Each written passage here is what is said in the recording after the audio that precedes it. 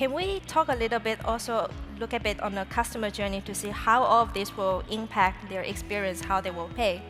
Gina, what do you think? Yeah, I mean, you've raised some fascinating topics, and I mean, your business is fascinating in itself. And just touching on a few of those, I think I completely agree with you. I think in terms of the customer experience for payments, it's going to get to a place where the optionality is there for the customer even more so than now. So how do they want to pay? Is it in the moment? Is it over time? What's the best way for them personally to finance whatever transaction they're undertaking?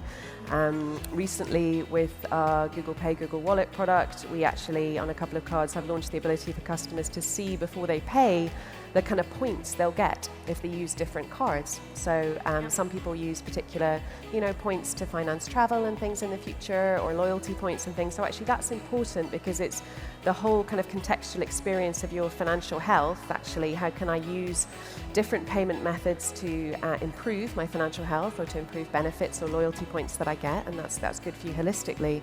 But I think the area of the interfaces is fascinating, and I have done a lot of work in this previously actually in terms of voice skills and biometrics, and there's a lot of benefit to it in terms of, as you mentioned, in terms of the security aspect. So actually, and we all do that, unlocking your phone with your biometrics, and it gives people a lot of confidence. But it's a very interesting area because it really taps into the behavioral psychology of the consumer. And some people and some particular aspects of your consumer population will be more or less comfortable with different interfaces.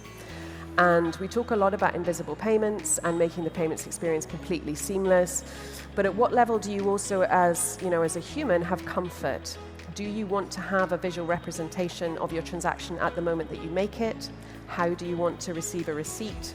Would you be comfortable doing things solely with your voice? Solely with your wearable, which we're all so comfortable with now. That felt like a big evolution, now feels really normal. And then obviously, very importantly, what are the risk characteristics of the different forms of interface? And as the payment providers are becoming more sophisticated, so are the cyber hackers.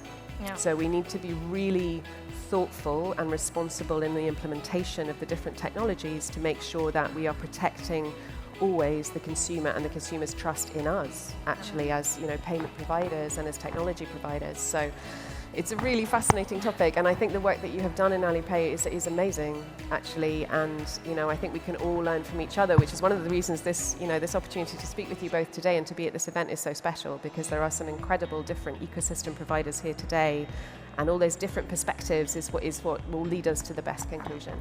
Yeah, I particularly also love your point on really understanding also where the user is coming from. Absolutely. What is their behavior, what is their preferences. I think a lot of other panels also mention really when it comes to payment, you really need to put the user in the center and also understand, what is it that they're looking for, what makes them comfortable, and give them a sense of control if needed.